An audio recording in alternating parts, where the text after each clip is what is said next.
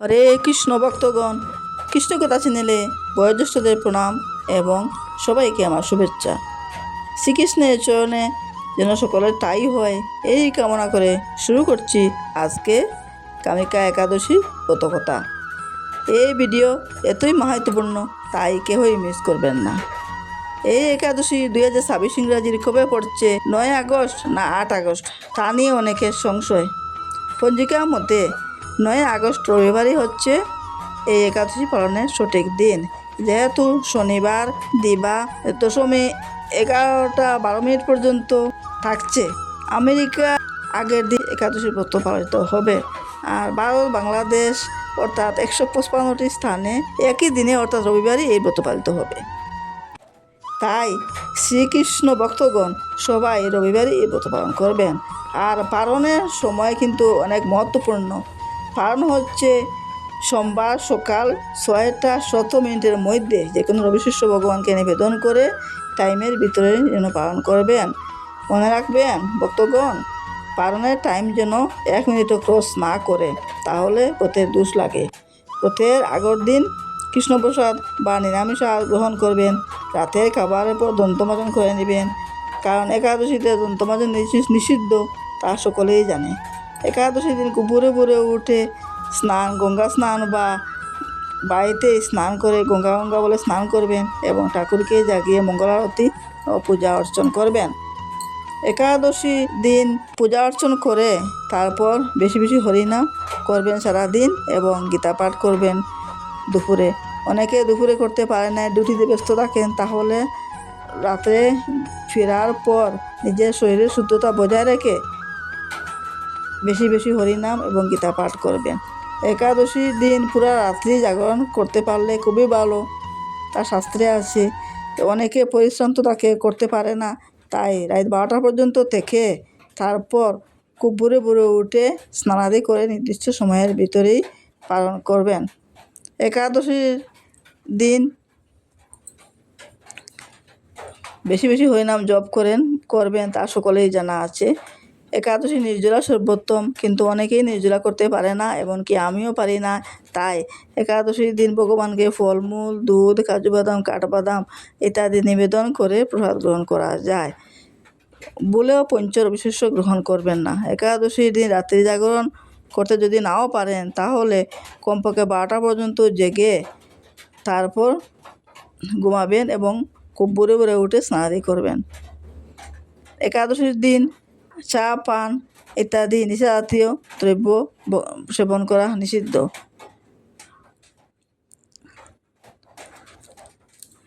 এখন বলি একাদশীর ব্রতের পালন, একাদশী ব্রতের মাহাত্ম্য। শ্রাবণ মাসে কৃষ্ণপক্ষিয়া কামিকা একাদশীর ব্রতকথা ব্রহ্মবৈবর্ত পুরাণে যুধিষ্ঠির শ্রীকৃষ্ণ সংবাদে বলা হয়েছে। যুধিষ্ঠির মহারাজ শ্রীকৃষ্ণকে বললেন, হে গোবিন্দ, হে বাসুদেব, শ্রাবণ মাসে কৃষ্ণপক্ষের একাদশীর নাম কি, তা মাহাত্ম্যই বা কি, তা সবিস্তরে আমাকে সে বলুন। প্রত্যুত্তরে ভক্তবৎসল ভগবান শ্রীকৃষ্ণ বললেন, হে রাজন, পূর্বে দেবর্ষি নারদ প্রজাপতি ব্রহ্মাকে এই প্রশ্ন করেছিলেন এবং তিনি উত্তর প্রদান করেছিলেন। সেই কথাই আমি তোমাকে বলছি, তা শ্রবণ করো। এক সময় ব্রহ্মার কাছে ভক্তশ্রেষ্ঠ নারদ জিজ্ঞাসা করলেন, হে ভগবান, শ্রাবণ মাসে কৃষ্ণপক্ষের একাদশীর নাম কি, এর আরাধ্য দেবতাই বা কে, এই ব্রতের বিধি বা কি, এই ব্রতের কি পুণ্যফল, তা সবিস্তারে আমার কাছে বর্ণনা করো, আমি তা শুনতে ইচ্ছা করি। শ্রী ভগবানের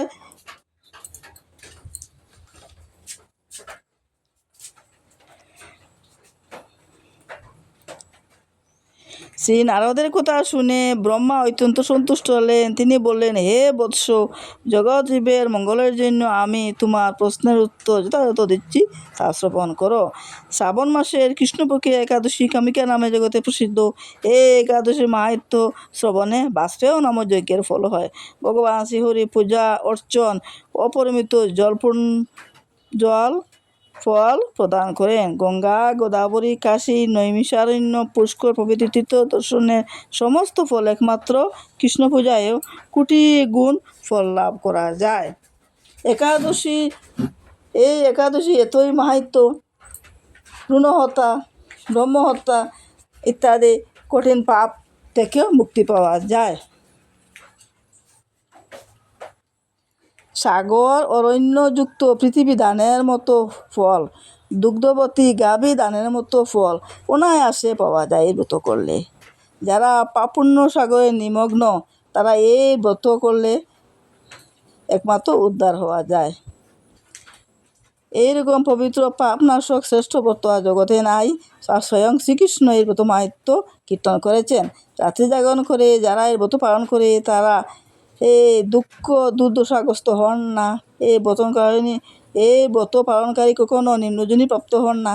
কেশবপ্রিয়া তুলসীপত্রে শ্রীহরি পূজা করেন, পদ্মপাতায় জলের মতো তিনি পাপে লিপ্ত থাকেন। তুলসীপত্র দিয়ে বিষ্ণু পূজায় ভগবান যেমন সন্তুষ্ট হন, মনে মুক্তাদি মাল্যবান রত্ন দিয়েও শ্রীকৃষ্ণ তেমন খুশি হন না। তিনি কেশবকে তুলসীপত্র দিয়ে পূজা করেন, তিনি শ্রেষ্ঠ। তিনি পাপ সাগর হতে মুক্ত হয়ে বৈকুণ্ঠে গমন করেন। এই প্রসঙ্গে ব্রহ্মা বলেছেন, হে নারদ, যিনি তুলসীকে প্রত্যহ দর্শন করেন এবং তুলসীকে স্নান করান এবং স্পর্শ করেন, তাহার দেহ পাপ মলিন হয়ে পবিত্র হয়ে যায়। তাকে প্রণাম করলে সমস্ত রোগ দূর হয়ে যায়। তুলসীকে জল সিঞ্চন প্রতিদিনই করতে হয়। অনেকে বলেন একাদশী তুলসী জল দিতে নাই, তুলসীকে স্নান প্রতিদিন করাতে হয়। শ্রীহরির চরণে তুলসী অর্পিত হলে ভগবত ভক্তি লাভ হয়। তাই হে কৃষ্ণ ভক্তি প্রদায়িনী, তোমাকে আমি প্রণাম করি। যে ভক্তি হরিবাসরে শ্রী ভগবানের সামনে দীপদান করেন, চিত্রগুপ্ত তাহার পুণ্যের সংখ্যা হিসাব করতে পারে না এবং পিতৃপুরুষরাও পরম তৃপ্তি লাভ করেন। এই দিন দীপদান এতই মাহাত্ম্যপূর্ণ, শ্রীকৃষ্ণ তো খুশি হনই এবং পিতৃপুরুষগণও এই দীপদানের মাধ্যমে অত্যন্ত খুশি হয়ে বৈকুণ্ঠে গমন করেন। শ্রীকৃষ্ণ বললেন, হে রাজন, আমি আপনার কাছে সর্বপাপ হারিণী কামিকা একাদশী মাহাত্ম্য বর্ণনা করলাম। অতএব যিনি ব্রহ্মহত্যা, ভ্রূণহত্যা, পাপনাশিনী এবং মহাপুণ্য ফলদায়ী এই ব্রত পালন করবেন, এই মাহাত্ম্য সহকারে শ্রবণ করবেন, তাহার সর্বপাপ থেকে মুক্ত হয়ে বিষ্ণু লোকে গমন করবেন। এই হইল কামিকা একাদশী মাহাত্ম্য। এই একাদশী মাহাত্ম্য সকলেই শুনবেন, না শুনলে অনেক ক্ষতি হতে পারে। তাই এই মাহাত্ম্য শুনে যদি ভালো লাগে তাহলে একটি লাইক করবেন এবং চ্যানেলকে সাবস্ক্রাইব করবেন। তাহলে পরবর্তী ভিডিও আপনার মোবাইলে আসবে এবং আপনি দেখবেন। হরে কৃষ্ণ কৃষ্ণ কৃষ্ণ হরে হরে, হরে রাম রাম রাম হরে হরে। ওম তৎসৎ।